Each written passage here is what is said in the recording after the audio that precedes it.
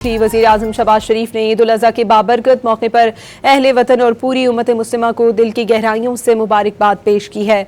वज़ीर आज़म ने ईद पर अपने पैगाम में कहा कि ईद उल अज़हा अज़ीमुश्शान सुन्नत इब्राहिमी की याद दिलाती है, जो हज़रत इब्राहीम अलैहिस्सलाम की हुक्म इलाही के सामने मुकम्मल सुपुर्दगी और हज़रत इस्माइल अलैहिस्सलाम की बेमिसाल अताअत और फरमाबरदारी का रोशन इस्तारा है। ये मुक़द्दस सुन्नत, ख्वाहिशात और मफादात कुर्बान कर देना ही असल में ईमान की मेराज और अहले वफ़ा का तुर्रा इम्तियाज़ है।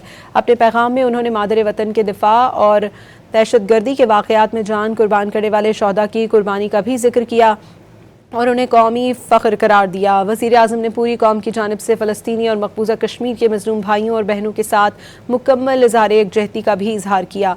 दुआ की कि अल्लाह ताला सबको ईद उल अज़हा की हक़ीक़ी बरकतों से माला माल फरमाए। वज़ीर आज़म शहबाज शरीफ ने ईद उल अज़हा के बाबरकत मौके पर अहले वतन और पूरी उम्मत मुस्लिमा को दिल की गहराइयों से मुबारकबाद पेश की है।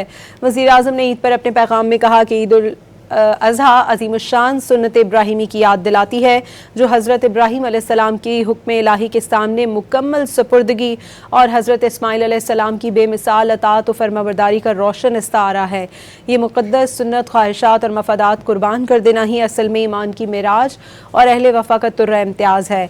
अपने पैगाम में उन्होंने मादर वतन के दिफा और दहशतगर्दी के वाक़यात में जान कुर्बान करने वाले शोहदा की कुर्बानी का भी जिक्र किया और उन्हें कौमी फ़ख्र करार दिया। वज़ीर आज़म ने पूरी कौम की जानिब से फ़लस्तीनी और मकबूजा कश्मीर के मज़लूम भाइयों और बहनों के साथ मुकम्मल इज़हार यकजहती का भी इजहार किया।